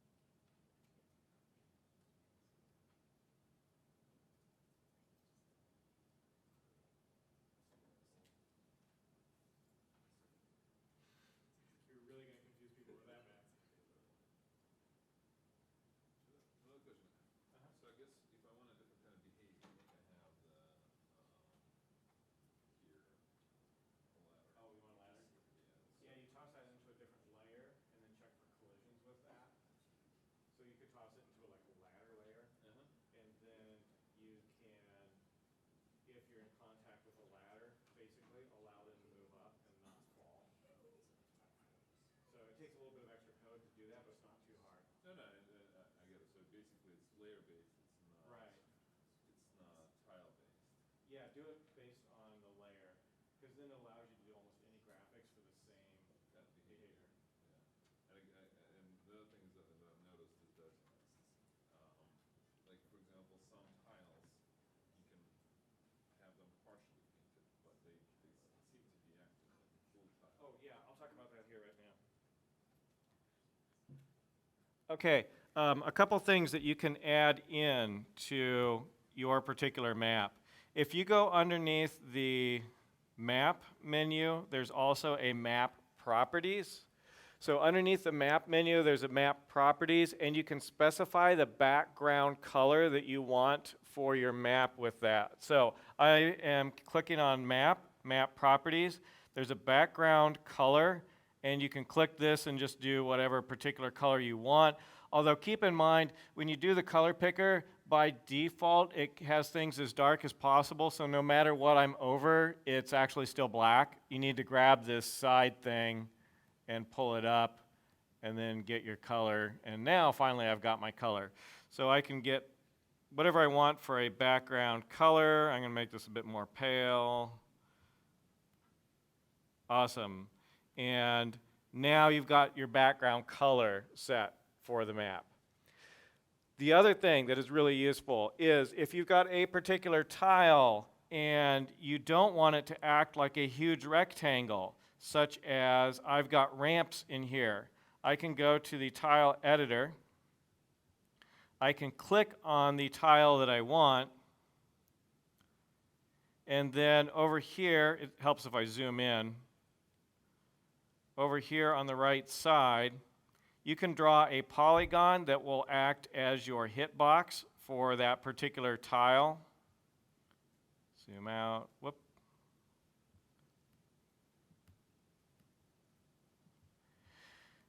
And you can do that polygon by clicking, and it needs to be actually on the polygon tool. So if you click on the polygon tool, which is the one that looks like a triangle, you can then start drawing around your particular item.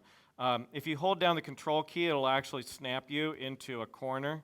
And I'm going to click on this, move this over here, click right here, and then I can finally click up here.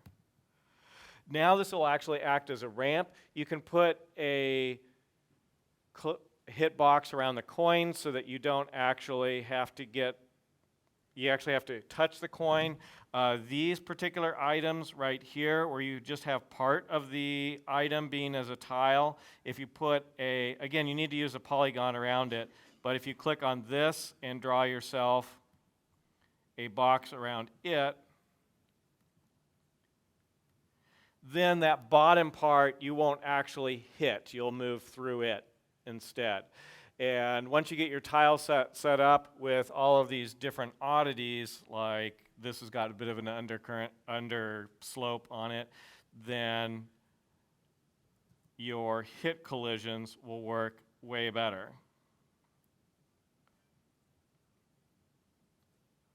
So,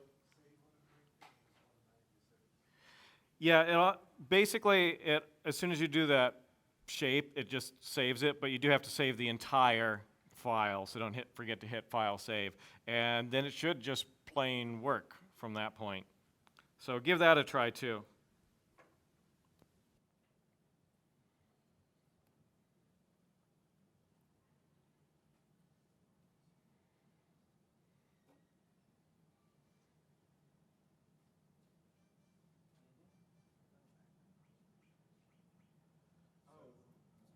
You have to like manually do the code on that one. Right, so, but I can do it here, right? So,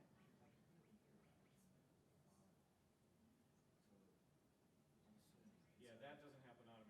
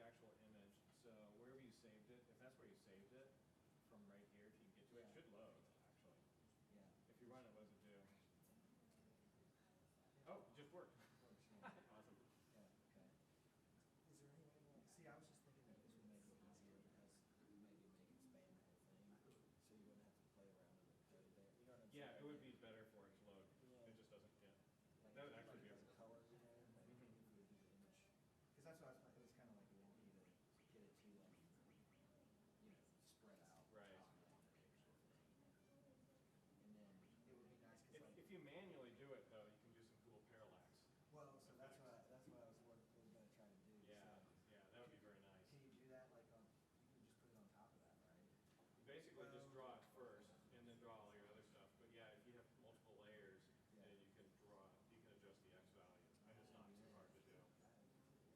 And it adds a lot of, well, depth to the Yeah, game. for sure. Thanks. Is there any way to edit the player, like maybe rotating sprites or changing sprites out? Or Yeah, there's, basically it's a little bit more complex, but if you go to arcade.academy and then go to that front page where the example code is, over here.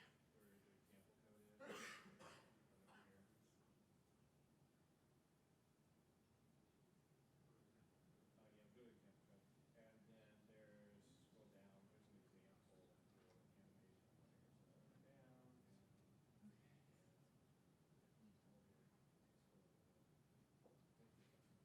yeah. Right there. Do that for one. You basically need to load multiple frames. Oh, You can do it that way. Go to transition through. Trying to make a.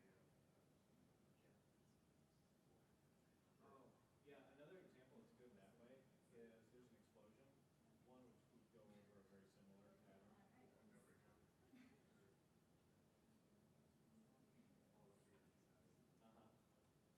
Uh-huh. The other example I would take a look at, if you go back to screen, is the explosion example. So if you want to animate death, search on explosions. Yeah, there you go. That's another one. Trying to make the character based on the question in the book, and I realized that I don't make the update method physics engine splits it. That's, you just have to like see something slightly different. Yes, you do, because the update method doesn't run update on the sprite. Oh, right, right. So yeah, that would require a little bit more manual coding. I hadn't thought of that. Exactly. So I haven't sorted that out, but I think I'm going to continue figuring it out because I'm doing it. It's good, but half the time.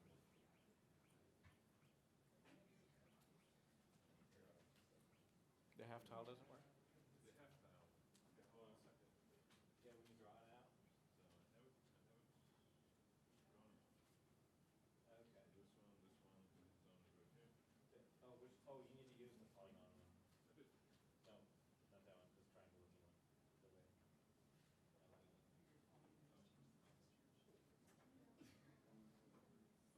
Yeah, I would get rid of what you've got there, and if you move that, or, anyway, there's one that has an icon of triangles.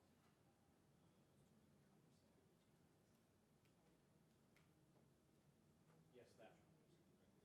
Just draw it with that one, see if it works. Sorry, what? So is that like tiles? Oh, hit the eraser button right here, and then you should be able to click on it. Are you in the right layer? Okay. Well, that's how you do it.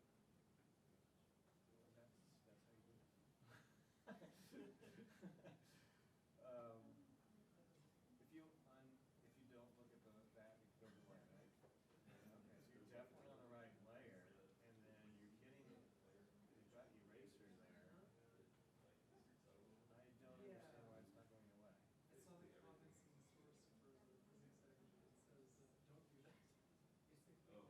It's actually in the comments. So I ended up just, I don't understand. I don't understand it's not working.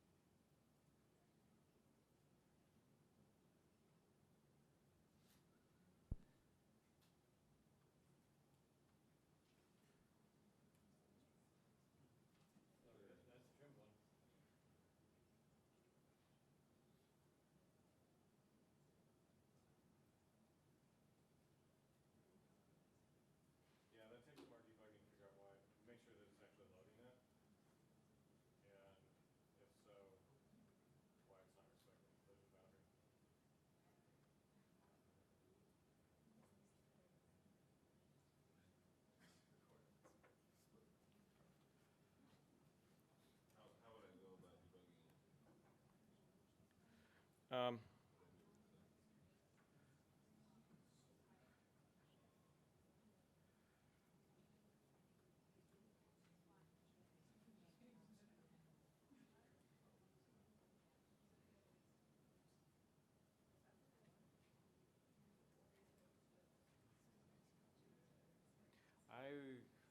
let's see.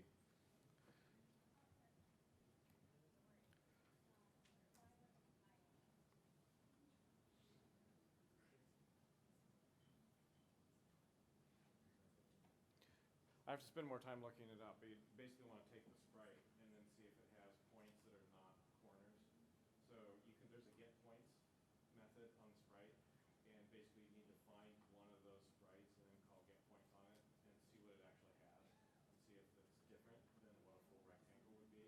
And if it's different, then it actually loaded it, and then we need to figure out what the heck is going on with the collision thing. But my guess is that for some reason it's not loading it. The other thing you can do is go into, if you use like PyCharm or some other program, and go into that code that actually loads the TMX stuff. It's not complex code by any means, and watch as it pulls in the points for that.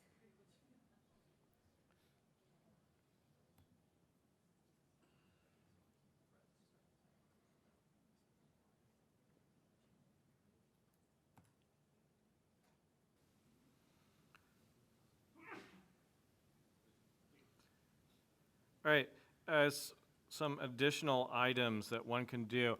There's a step 9. If you don't actually have a program that's like number 9, you might want to re-download the items, as I just recently put this in. But this expanded example has different layers that do other items. It has a background layer, which the player doesn't interact with, but if you like have a plant or something in the background that you want to add that's just for visual reference, then the background layer will draw the plant and the player can just basically move in front of it. You can also have a foreground layer. This is also for objects that you don't interact with, but will actually be drawn in front of the player instead. And I'll show you examples of both of those here in a bit. You can add a don't touch layer. This could be anything like lava or spikes that if the player encounters that, it'll just reset them back to the beginning. You could add additional code to it like subtract a life, do a game over, or basically anything that you want, you can add extra layers for. As I've had questions on, like if you wanted a ladder layer where people have the physics basically moves different, so you can climb a ladder. You could add all sorts of layers that act differently depending upon when the player encounters them. This code example also has showing you basically how to reset the player if they end up falling off the map. And if the player gets to the right side of the map, then this will attempt to advance the level to level 2. So if you go all the way to the right and get to that far, then it will try to load a second level, and it will try to load a third level and fourth level. I don't actually have a third and fourth level, so it will error out in that case. You could add extra logic, but this will show you how to have multiple levels and be able to load your code that way. So the key items to this that are new, I have additional layers, and the pattern is so similar, it's really nice to be able to set things up like this. All you need to do is add in the additional layers that you've got. So I've got my foreground, background, and don't touch list. If only my kids could respect that.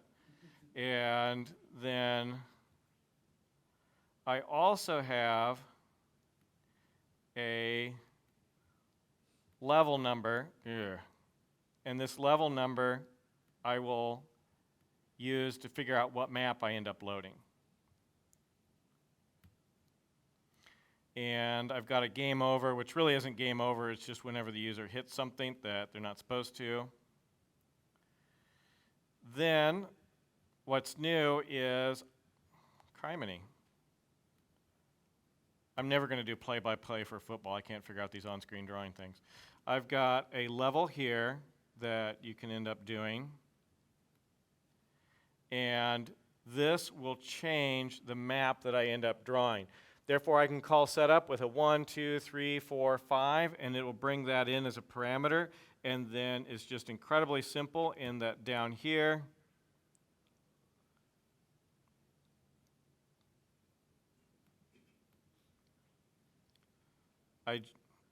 okay, by now, great. I give up.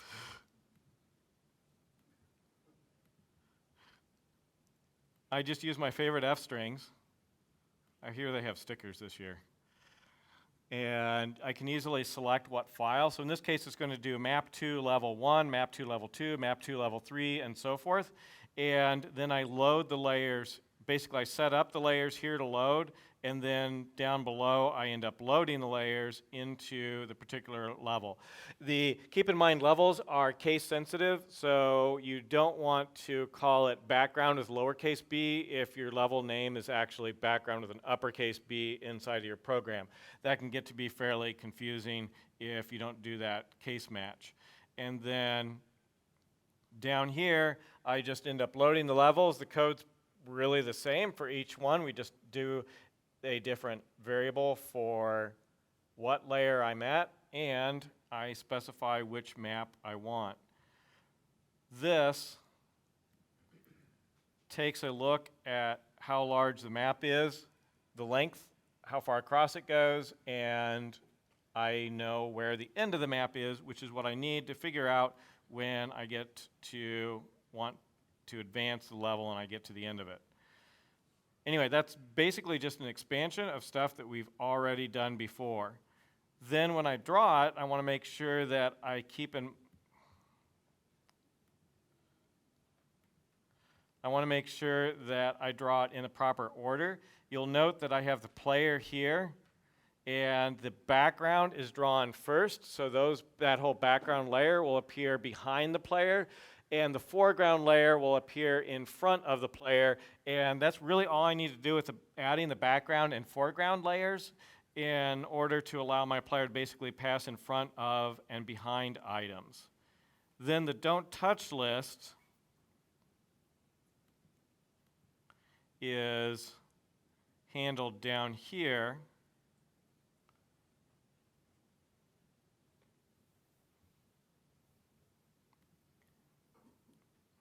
In this section. I simply restart the player back to the beginning. The second half of this, the view left and view bottom, it's also important to reset the camera back to the beginning. Otherwise, you'll reset the player back to the beginning, but the camera will stay where it was before, which will make playability a little bit more complex if they can't see where they are. So you basically reset the player's location back to the beginning, you reset the camera back to its original spot, and that works really well for a don't touch. In this case, I also have a sound that it plays in addition to that.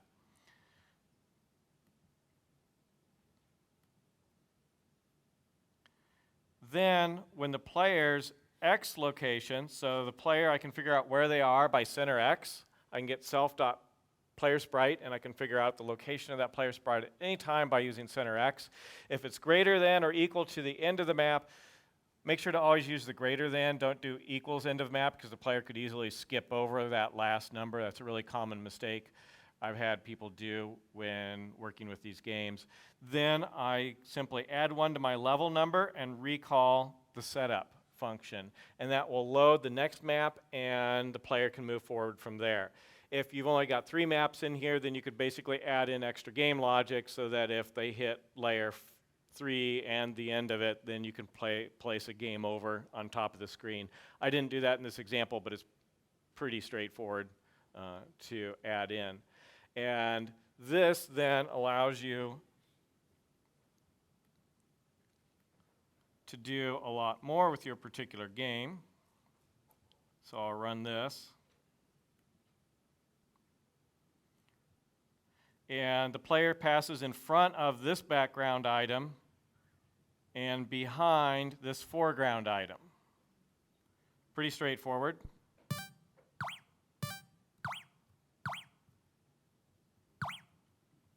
And like no pressure here.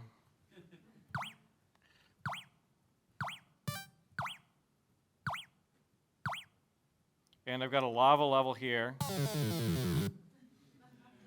which will just reset the player back, which I probably shouldn't have done.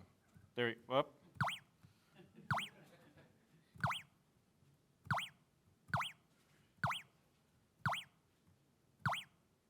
Cool. Then when I hit the end here, got the exit, and now I'm on level 2. So I've got a background object there, I've got spikes. I can add anything I want to the coin level and have it pick up. So you can even use those samples. This is a ramp, so I've used the collision editor to make this into a ramp. This is a foreground, so she's drowning. Help, give me some air. And another ramp back down to show you that in action. And if you run off the end of the map here, it'll error out because I don't have a map 3. But pretty straightforward with not a lot of extra code in order to get this closer to a full-fledged game. Uh-huh.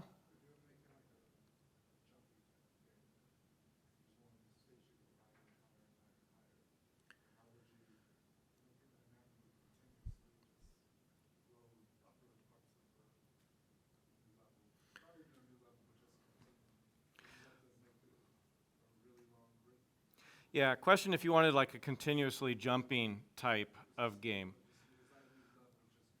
Right.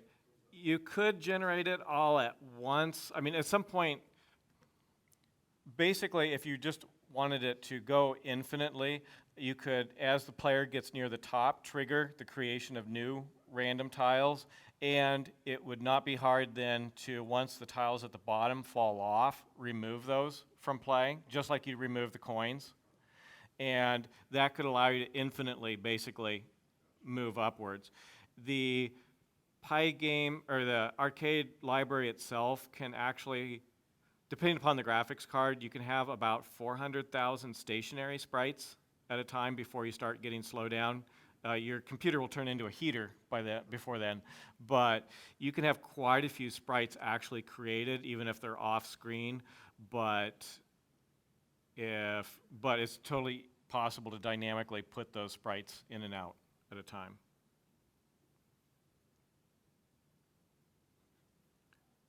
Other questions on the library?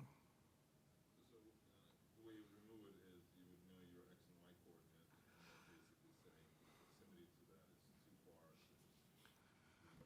Right, so to figure out the logic behind if you should remove it into a continuously upward jumping, you'd look at the player's center X and the player's center Y coordinates, and then basically you could loop through every sprite that you've got in the game and for wall in wall list. And if that sprite's center X is so far below the player's center X, then you simply just do a remove on that sprite and then it goes away. And that'll keep you to a very manageable number of sprites. And I mean, you could do that going up, you could do that going down. There are procedurally generated examples in the example list. So let me get over there. Example code. And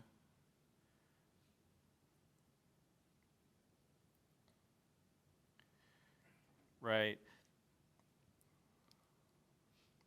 These can hold quite a few different sprites, particularly if you consider each one of those as an individual block. But this shows you an example of creating mazes 2 different ways. A recursive maze, it uses a recursive algorithm in order to divide up the maze. A depth-first search type of maze, they produce very different types. One has really long passages and the other one doesn't.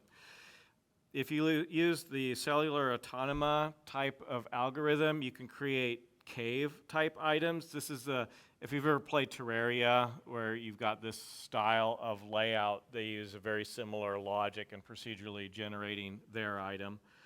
Binary space partitioning, I love doing procedural types of layouts, but that's if you have more of a dungeon and you want to make sure all of the rooms are connected up.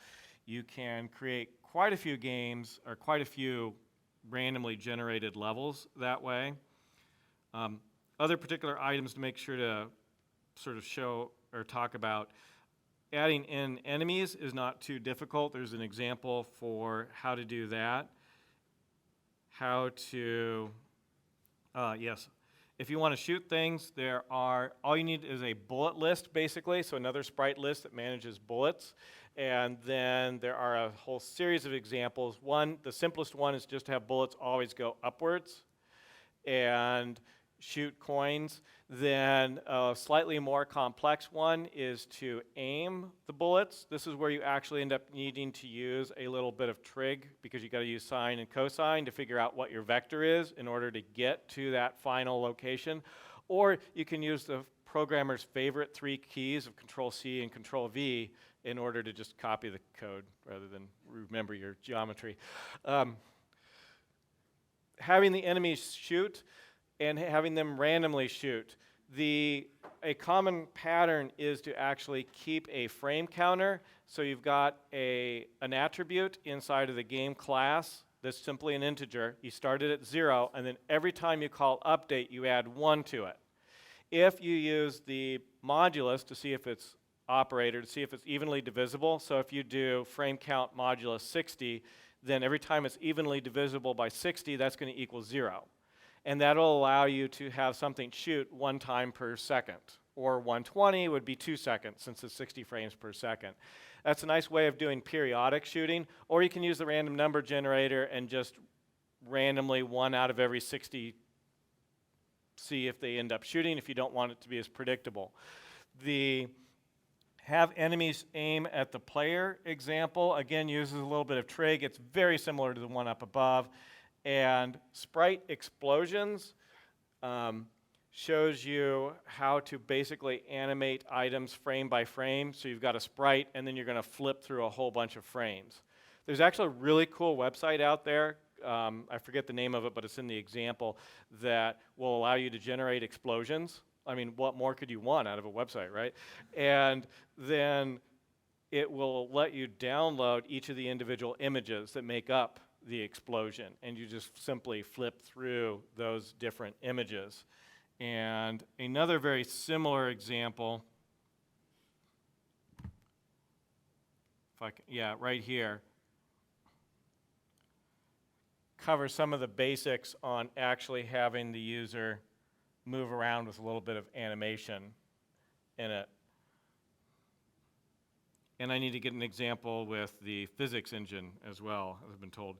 But so we've got those as particular examples. Tetris is always popular, so you gotta have Tetris. If you really want a full-fledged physics engine, the physics engine that we have is incredibly simple and straightforward. PyMonk is a wonderful library that does a full 2D game, basically a 2D physics engine inside of it, and I can kind of show you that a little bit. But the PyMonk examples,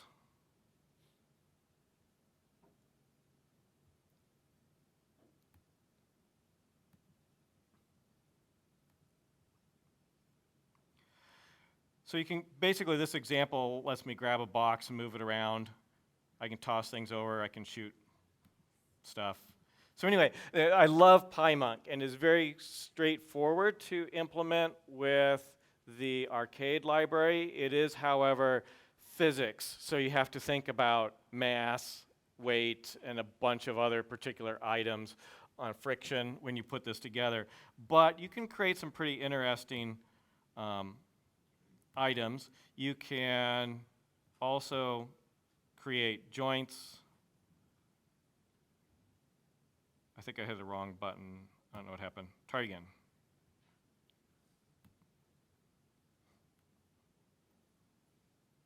There we go. I can do and I want circles.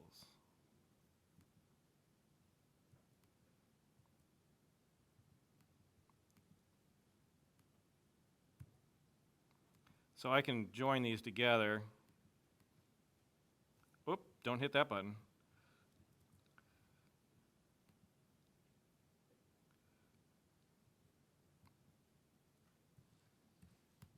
So you can join multiple items together. Let me try this again. Pin joint.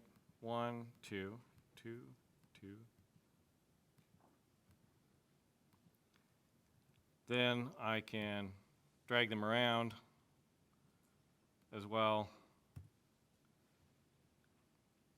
Anyway, you can do fun stuff. It can add motors, that type of thing.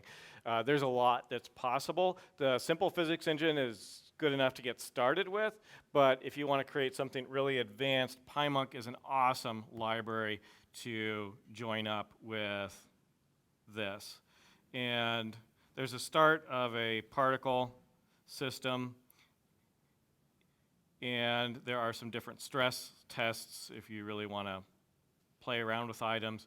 You can do full screen as well. There's an example shows you how to do that. Doing a background image, so if you don't want a solid color, you can do a background image. There are examples showing you how to do a timer on screen. There's also a full-fledged asteroid example. If you're not interested in doing a platformer, then that example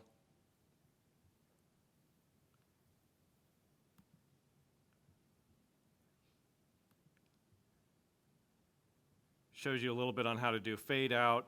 This, when you shoot it, it actually ends up creating additional sprites for the smaller rocks.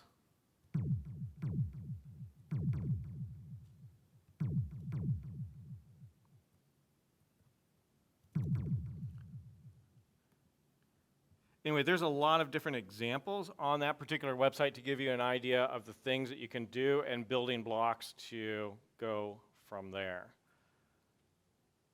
Any general questions?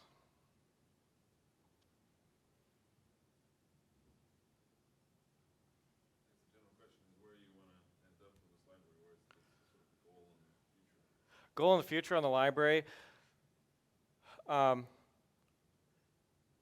Basically, I'm hoping that more work is done on shaders so that you can have lights as well. It's not all particularly lit up. Performance improvements right now, stationary sprites draw incredibly fast. The moving sprites, you're limited to about, I forget what it is, like 2,000 or so before it starts to slow down. The other thing is sound support is probably the Achilles heel that I would really like to see improved, but just Python in general. Pygame uses a really old library called avlib that hasn't been updated in like forever. This is using FFmpeg libraries, which can be a little bit problematic from system to system to make sure that they end up loading. There are some other libraries out there that sort of on the research queue, but that would be a huge load to try to figure out better overall sound support, particularly with callbacks so that you can play background music in the games, and then when it's done playing the background music, you can queue up the next song as well. That would be a big improvement. So I don't know, we'll see, and it depends on what people contribute to. The whole particle system was contributed by somebody else because they cared about the particle emitters and being able to do that.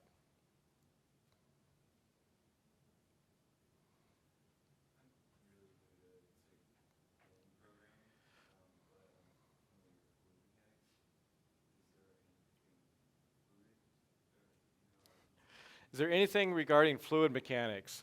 I would think probably not. You'd need to look at the PyMonk library and see if they've got anything like it. They might actually, because then if my recollection is that you kind of end up creating a whole bunch of circles with some soft bonds between the two, and then you just kind of draw over it. For the arcade library itself, no, but take a look at the PyMonk library and see if it's got something fluid-like on it.